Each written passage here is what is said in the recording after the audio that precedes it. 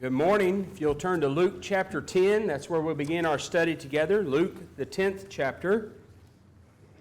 Luke chapter 10. We're going to be looking at a few verses. We're not going to read the entire section, but we're going to look at a few verses here in Luke chapter 10.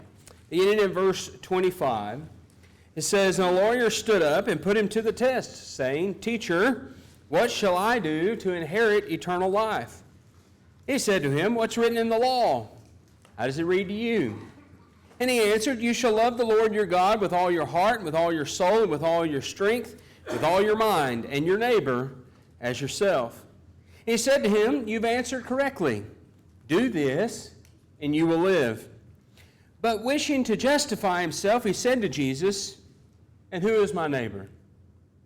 And so following this story, following this account, you have what we commonly call the story of the parable of the Good Samaritan, which is about a man who's beaten and left on the side of the road to die by robbers. And a Samaritan comes by in verse 33 and has compassion. He takes care of him in verse 34 and provides for his future care in verse 35.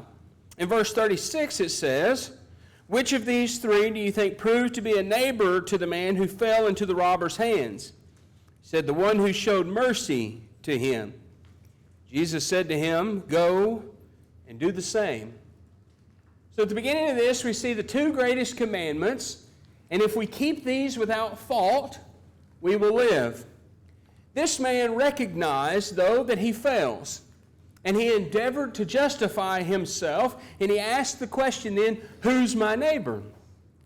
Jesus uses this story here to point out what the truth is about that anybody is your neighbor.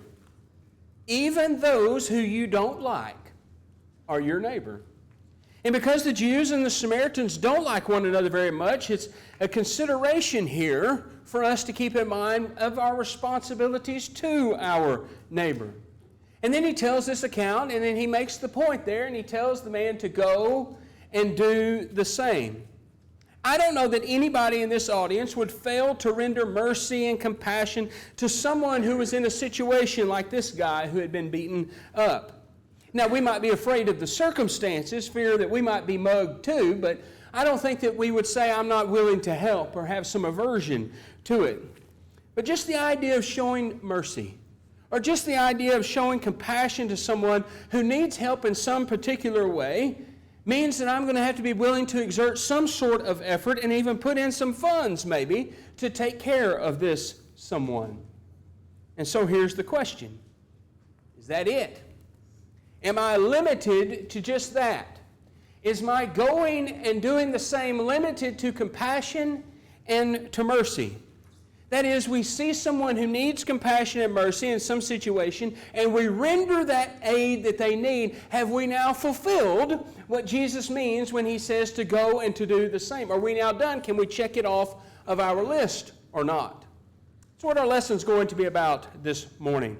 And if you'll look with me, I want to use some quick examples to start with. Job 29. Job chapter 29. As you look at Job 29, we remember the story of Job and the issues that he's dealing with by the time you get to this section of the book. He's trying to understand why he's suffering, and he doesn't know. And he's got his friends, and they've offered all kinds of ideas about why he might be suffering. But he doesn't know which of these it might be or might not be. But he knows here in Job 29 which one it's not. He knows where he's not failing in a certain situation. And that's in this second greatest responsibility. Job 29, he goes into some detail. Look at verse 12. It says, "Because I delivered the poor who cried for help, and the orphan who had no helper." So you can see he's talking about some in some physical condition or maybe financial condition that they find themselves in. He says, "I've noticed these people. I helped these people." Verse 13. "The blessing of the one ready to perish came upon me, and I made the widow's heart sing for joy." Not uncommon, but in the Jewish society it gets elevated just a little bit later, that those who were in some situation of power or wealthy could oppress, if you would, the widows. And he says, I don't do that. Instead, I bring joy to their hearts, what he says there in verse 13. I step in those situations when those people need help. Verse 14, I put on righteousness, and it clothed me. My justice was like a robe and a turban. I was eyes to the blind and feet to the lame. I was a father to the needy, and I investigated the case which I did not know. Job was a very wealthy man, and he had a large family, but evidently when he would hear about certain circumstances that needed some intervention or needed some help, he says, I got involved in that. I started figuring out how I could help in that particular situation. And I suppose we could apply verse 17 here to these previous verses, because oftentimes they are the result of oppression, and that's the situation here. He says in verse 17, I broke the jaws of the wicked, snatched the prey from his teeth. So whether it be the orphan or whether it be the poor or the widow or some other circumstance here Job's talking about, he says, I am not suffering at this time because I ignored those situations. I'm not suffering because I didn't care about other people, and I'm not suffering because I didn't do anything. I'm not suffering because I sat in my wealth and in my comfort. I was not unconcerned about the well-being of others. And so you can see here, Job is describing this caring that he had out of a responsibility towards fellow man. And he extends that care and he extends that help. Does that illustrate the point that Jesus is making when he answers the lawyer who says, who is my neighbor? He tells him to go and do the same? Perhaps. You see, it's not limited to just, well, I have compassion on them or mercy, but actually getting involved and doing something in that. Look, if you will, in 1 Kings chapter 21. This is a familiar story for us. 1 Kings chapter 21. And in 1 Kings 21, you've got Naboth, Ahab, and Jezebel.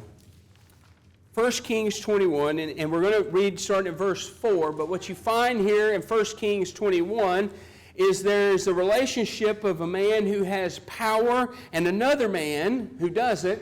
And the man in power has something that he wants of the man who doesn't. And in fact, the man who doesn't have the power and has what is wanted by the one with power says you can't have it. And it causes some distress and some displeasure then. 1 Kings 21 verse 4. So Ahab came into his house sullen and vexed because of the word which Naboth the Jezreelite had spoken to him. For he said, I will not give you the inheritance of my fathers. And he lay down on his bed and turned away his face and ate no food. You know what Ahab's acting like, don't you? Acting like a little kid pouting. I'm going to lay down on the bed and I'm not going to eat anything and I'm not going to talk to anybody because I didn't get what I wanted. That's how he's acting there. And so if he'd been truthful, I guess, if he had been asked, hey, do you like Naboth? He'd probably in his sullen face said, no, I don't like him. He's not nice to me. And so Jezebel gets involved in the story. In verse 7, it says, Jezebel, his wife, said to him, do you now reign over Israel? Arise, eat bread, let your heart be joyful. I'll give you the vineyard of Naboth the Jezreelite. And so she wrote letters in Ahab's name, sealed them with his seal, sent letters to the elders and to the nobles who were living with Naboth in his city. Now she wrote in the letter saying, proclaim a fast and set Naboth at the head of the people, and set two worthless men before him, and let them testify against him, saying, you cursed God and the king. Then take him out and stone him to death. And it was done. When you get down to verse 16, Ahab heard that Naboth was dead. Ahab arose to go down to the vineyard of Naboth the Jezreelite to take possession of it. Here's my question. What should Ahab have done? You know, his wife goes about doing all these things to give Ahab what he wants. He really wants Naboth's vineyard, and so she goes about trying to accomplish it however she needs to accomplish it. What should he have done? After all, she uses his name, his signet. She puts it out, and she accomplishes it under his name. Should he have said, no, Jezebel, that is not going to happen? What if he had told her that? What would have happened? I don't know. She's pretty evil. She'd have gotten upset about it? Probably. I don't know. She's wicked. She's cunning. She stops at no end to accomplish her means, and maybe she would have figured out a way to turn against Ahab. I don't know. But I'm asking here, does he have a responsibility to say something, to try to stop her, to defend his name, if you will, defend his honor. Is that part of loving your neighbor? I don't know. Let's see as we look through our text this morning. Look in Psalm 52. Psalm 52.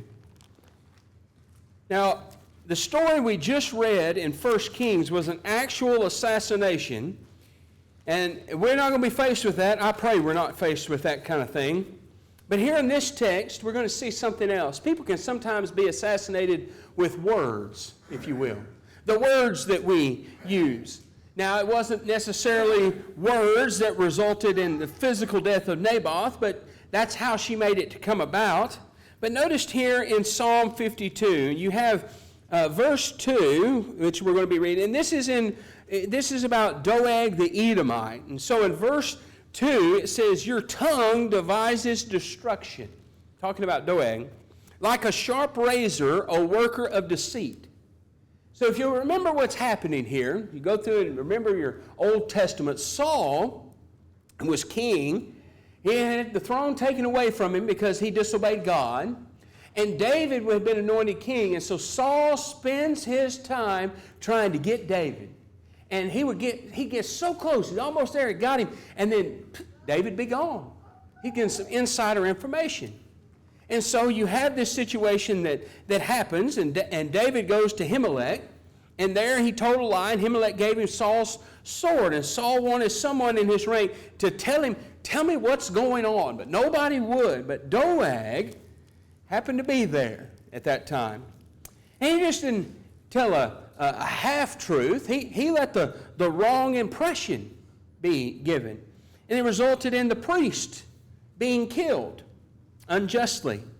And so when David writes about this, he writes about the tongue of this Edomite, and he says, "Your tongue devises destruction," verse 2, "like a sharp razor, a worker of deceit." Sometimes, by misrepresenting people, putting them in a light that they don't deserve, one can destroy someone else's reputation. One can destroy someone else's effectiveness. Now, this can be true of a fellow brother in Christ. It can be true of someone at your job. It can be true of any situation. I don't know what motivates people to do this. I wish I did. It would solve a lot of problems if I could say, here's the solution to stop you doing this. But maybe it's pride, maybe it's jealousy, I don't know, whatever it is. The point is, he says he's guilty of cutting people to pieces with his tongue. That's what he used. That's the terminology here in Psalm 52. You'll probably remember and be thinking about James chapter 3, and it talks about the tongue there. And we often take James chapter 3 out of context. I get it. But notice the point here. James 3 is talking about the tongue of the teacher. But we do learn something about the tongue, but the focus is the tongue of the teacher. And in James 3 and in verse 8, he says, "No one can tame the tongue. It's a restless evil, full of deadly poison." Now, we are not Ahab. I am not married to Jezebel. Nobody in here is. I don't think any young woman's been named Jezebel. It's a derogatory term. But what is the situation? Think about it. If you're at home with your mate and you're sitting around the table, maybe the kids are sitting around the table, and your mate starts to say something about a brother in Christ, and you know what's being said is not true, do you have a responsibility to say something? Do you have a responsibility to do something in that situation? Maybe they're talking about one of the elders, or maybe they're talking about one of the deacons, or just talking about one of the members. What's your responsibility? Do you have any? Does loving your neighbor carry with it a responsibility as to how we talk about brothers and sisters in Christ, and how we allow others to talk about brothers and sisters in Christ before us? Maybe it's something we should think about. You know, this guy that we're reading about here in our text in Luke chapter 10, he's beaten up by robbers, but someone may use their tongue to assassinate and cut to pieces someone else. Do you have an obligation to say something? Do you have an obligation to be courageous, to stand up? Maybe it's not that. Maybe it's not that extreme, we may say. But maybe it's at work. and maybe one of your coworkers is saying something about your boss that's not true. Do you just get to sit idly by and say, well, that guy's not a Christian. Who cares? Say what you want to about him. Do whatever you want to. He's a neighbor, isn't he? Isn't he fellow man? Do you have an obligation then? We can apply it across so many avenues of our life. But the point is, Jesus talked to this man in Luke 10 about loving your neighbor. And the man says, who's my neighbor? There's no limit to love your neighbor in the account that Jesus gives. It extends far beyond any idea of rendering physical aid to someone who is in physical need. The very thing can be said of the tongue as it destroys people, as we can see. Look at Matthew chapter 27. Here's another. Matthew chapter 27. This is an account of Jesus before Pilate. Matthew 27. Matthew 27 and verse 19 and 20. Again, Jesus before Pilate, and while he was sitting on the judgment seat, that is Pilate sitting on the judgment seat, his wife sent him a message saying, have nothing to do with that righteous man. For last night I suffered greatly in a dream because of him. But the chief priest and the elders persuaded the crowds to ask for Barabbas and to put Jesus to death. So here's the conflict that Pilate is faced with. He's got these people influential in the city. He's got these people powerful, the chief priests and the elders and the crowd, all the followers, if you will, telling him, let's put him to death, put him to death, put him to death. But his wife is over here and she says, hey, leave him alone. He is innocent. What's Pilate going to do? Now, I know we've read the account, but his wife knows that he's innocent. You know who else knows he's innocent? Pilate. Pilate knows that he's innocent. There's not one thing that's been proven wrong with him, but Pilate's political career is in jeopardy. And in verse 21, the governor said to them, which of the two do you want me to release for you? And they said, Barabbas. But, Barabbas is a known criminal, insurrectionist, a murderer. And they said, no, we want him. Pilate said to them, what shall I do with Jesus, who's called Christ? They said, crucify him. And he said, why? What evil has he done? They kept shouting all the more, saying, crucify him. So he tried. You see, he tried. He said, look here, this man's innocent. And if I think we ought to set him free. They don't want to hear anything about it. Verse 24, Pilate saw that he was accomplishing nothing, but rather that a riot was starting. He took water, washed his hands in front of the crowd, saying, I am innocent of this man's blood. See to that yourselves. Is that it? Was he innocent?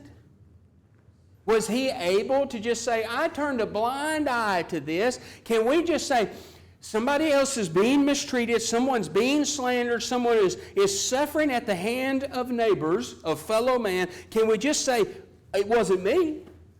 I wasn't involved in the bad talk. I wasn't involved in the slander. I'm innocent. Can we say that? Or do we have an obligation based on the second greatest commandments to do what we can to stop injustice, to right the wrong if we possibly can? 2 Timothy chapter 4, 2 Timothy chapter 4, that'd be better. 2 Timothy chapter 4, Paul's in prison. He's in a Roman prison and he doesn't deserve to be there. And in 2 Timothy chapter 4 and at verse 16 he says, at my first defense no one supported me. All deserted me. May it not be counted against them. Now, why would he say that unless there's some guilt that should have been counted against them? There was some guilt for not standing up for Paul and deserting him. Why did they do it? You may say, well, they're afraid of the Roman government. They're afraid of being aligned with Paul, and if they're aligned with Paul, they'd be sitting in prison right there next to him, And so he says they deserted him. Evidently, they had a responsibility, but Paul speaks for their mercy. Verse 17, the Lord stood with me and strengthened me, so that through me the proclamation might be fully accomplished, and that all the Gentiles might hear it. I was rescued out of the lion's mouth. Probably a reference to the story in the book of Daniel. But you see the responsibility that the people had towards stopping this injustice then against Paul, to stand up, to be willing to stand up. And so as you turn back a few chapters to chapter 1 and verse 15, chapter 1 and verse 15, he says, "You are aware of the fact that all who are in Asia turned away from me, among whom are Phygellus and Hermogenes. The Lord grant mercy to the house of Onesiphorus, for he often refreshed me and was not ashamed of my chains. But when he was in Rome, he eagerly searched for me and found me." Here's this man on the different side of the coin, though. And he recognizes that a man who's been taken prisoner, who's now in Rome, he's accused of things he wasn't guilty of. He says, I'm not ashamed of him, that he is a prisoner. Willing to stand up with Paul and appreciate this attitude that's demonstrated is what Paul's talking about. Look in chapter 5 of 1 Timothy, just a couple pages before. 1 Timothy chapter 5. One of the reasons Paul's in prison is that he has the courage to stand up and say what is right. Those who are willing to stand for truth and right, to tell people what they need to hear, expose themselves to angry, jealous, and envious people who try to malign them and say things about them that are not true. Paul was faced with that over and over again. And here in 1 Timothy 5, in verse 19, he tells Timothy, "Do not receive an accusation against an elder except on the basis of 2 or 3 witnesses." Here's a fact. Men that are doing the work, the biblical, scriptural work of elders, are going to upset people. Because they're going to be involved in your life, whether you like it or not. They're going to be involved in caring about your soul. They're going to be involved in your marriage at some point probably and talking to you about that. Maybe giving you encouragement about that, certainly in times of difficulties. And so they expose themselves to ridicule, and they expose themselves to falsehoods being said about them. What do? Well, you get together outside of the elder's ear, and you start talking about them. And you start saying all sorts of things about them that are not true. You say, well, look how bad they are. They don't mind their own business. They're too harsh. They think they're the bosses around here. No telling what all gets said. And yet, Timothy here is giving some instructions about that. What are you going to do in that situation? Well, in verse 19, you make sure it's the truth. If I can summarize verse 19, that's what he's saying. You make it sure it's true. I know that's my paraphrase. Confirm the guilt. Don't act without more than one witness. And if the guy is guilty, which is possible, verse 20, those who continue in sin rebuke in the presence of all, so that the rest also will be fearful of sinning. Don't show favoritism. If he continues in sin, rebuke him in the presence of all. That's to be done. Thankfully, I've never had to do that. Pray I never have to do that. But he's saying that you got to be willing to take that stand against injustice. Certainly, though, Timothy is a young man. He's serving under elders. He's now to probably the age he's younger than me, so I can call him a young preacher. He's serving under elders who are older than he is. He could not let that fact intimidate him. He had to make sure that the charges were just and true and to take a stand for it. And in verse 22 it says, "Do not lay hands upon anyone too hastily. Thereby share responsibility for the sins of others. Keep yourself free from sin." It is easy to overreact.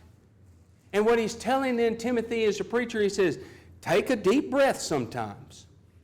Because sometimes you hear things as a preacher. And you know, the knee-jerk reaction as a preacher when you hear something is, I'm going to preach a sermon about that. Slow your roll. Calm down. And be careful. That's true for preachers.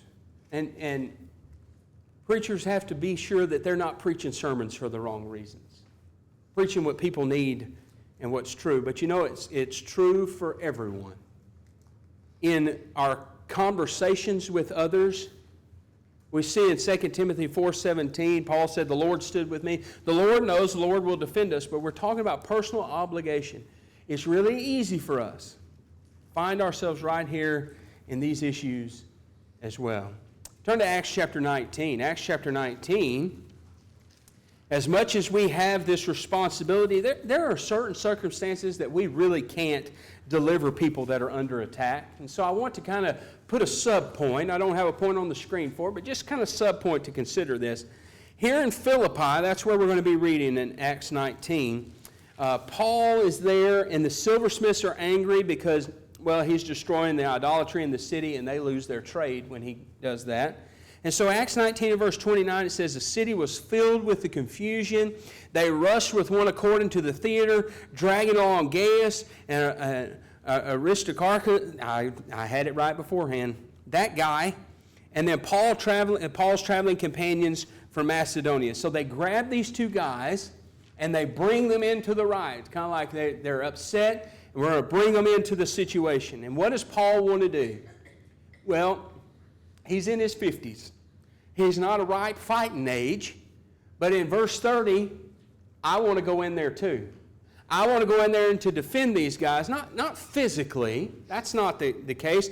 But I want to defend them and maybe speak on their behalf. I don't know what would have happened, but he wanted to go in. And in verse 30, it says the disciples would not let him. They recognized that in this situation, that was a really bad idea. Sometimes there are things and situations we can't do. And so I'm not trying to encourage you to get involved in dangerous situations or that sort of thing, but we can stop slander. We can stop gossip. We can be involved in what we can to stop people from being mistreated unjustly. There are incidents in lives, whether it be a coworker or a family member or whatever, an enemy, if you will. And we can rescue those who are being mistreated. May not be every situation. We've got to be careful and discerning. But we can be involved. Proverbs chapter 24. Next point, please. Proverbs chapter 24. Luke 10, where we began our study this morning, shows the obligation that we have towards the second greatest commandment, to love your neighbor. What we're trying to do is just look at these passages, and I want us to see, what does loving your neighbor involve? It's not just finding someone sick on the side of the road, hurt on the side of the road, and helping them out, though it includes that. It's not just providing food to someone who needs food or a doctor when he's sick. Proverbs chapter 24 gives us a good reminder, and it certainly makes me think. I'm not preaching this lesson because I'm perfect in this topic. I fail in this too. But when you look at Proverbs 24 and verse 11 and 12, and it kind of extend this to what I'm trying to see in this study, you're going to see that it refers to more than just dying physically. It refers to inclusive of recognizing the spiritual need of others. Verse 11 says, deliver those who are being taken away to death, and those who are staggering to slaughter, oh, hold them back. If you say, see, we did not know this, does he not consider it who weighs the hearts? And does he not know it who keeps your soul? And will he not render to man according to his work? Well, what is he talking about? Well, it's a very solemn passage where he says, you know about it, you can do something about it, and you choose to do nothing. And he says, nobody else may ever know about that. God knows. God knows why we don't say something when we ought to. He knows why we don't care when we ought to care. He knows my reason why I didn't do what my responsibility was. Was I afraid? Was I selfish? Was I just too busy with my own life? Was I afraid that if I got involved in that difficult situation that I would get hurt? Maybe all those are reasons why I've tried to make excuses for myself. I don't know which one it might be. Why we don't get involved, why we don't say something when we should, and why we don't try to make an impact in this area. But God knows. God knows the reason why. And what this passage cries out is that we need to rescue those who are perishing. And if I understand what this text begins with, it's inherent in the second greatest commandment to love your neighbor as yourself. Look in the Hebrew letter, Hebrews chapter 2.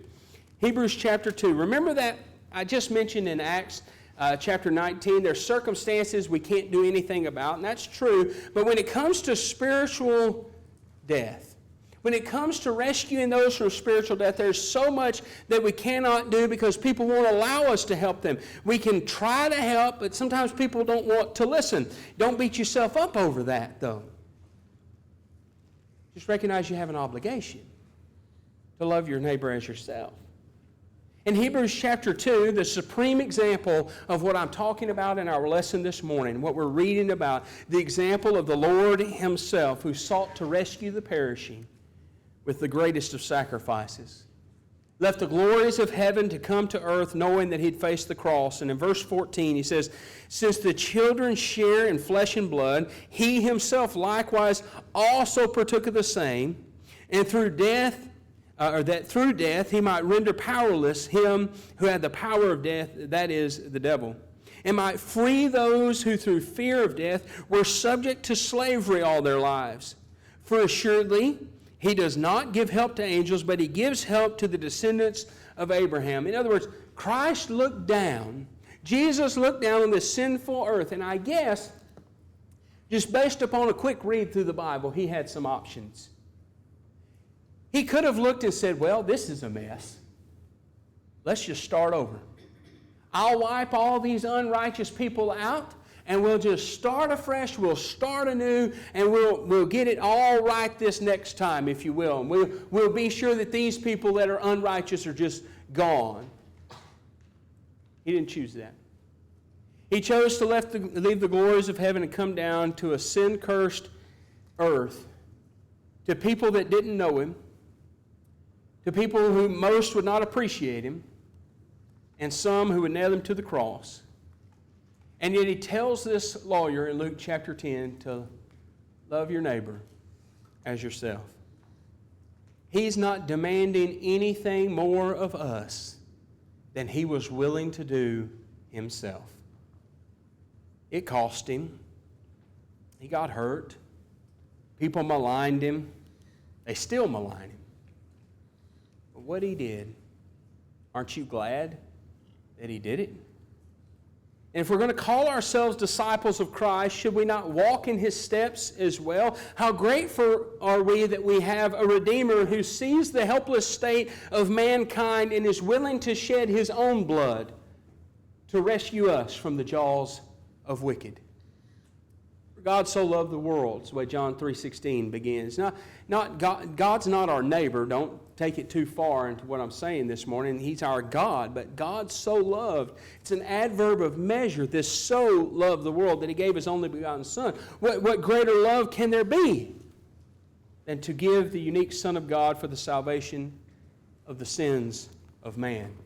Jesus says it this way in talking to the disciples in John chapter 15 and verse 13, greater love hath no one than this, and one lay down his life for his friends. That's the principle of it. Lay down your life. Could we say for your neighbor instead of for your friends there? I think that's the idea here in a way. The Samaritan at the beginning of our account was willing to expend some of his self, some of his time, certainly some of his riches, and certainly some of his well-being to take care of his enemy, a Jew. I'm not encouraging you to take caution and throw it to the wind. That's not it. I'm just saying that we need to be careful about the things that we do and the things that we don't do. I'm not saying every time you see someone on the side of the road that you've got to stop. Maybe use some caution, use some good sense about that, but I'm saying that there's something about loving your neighbor that's more than just that. The work that God has for us to do, how I treat people day in and day out, when we say something about someone else, when we don't defend someone who has been wrongfully accused, what we hear others say about others. loving your neighbor as yourself demands us to do something sometimes about that. Thank you for your good attention this morning. I pray that lesson is encouraging to you for us to just consider the work that we have before God and to be sure that we're putting our hand to the plow. We've got a song selected that Greg's going to lead us in, a reminder to us all of the work that we ought to be doing and an opportunity to one that may need to give themselves over to Christ. If we can help you publicly in your service to Him, let us know as we stand and as we sing.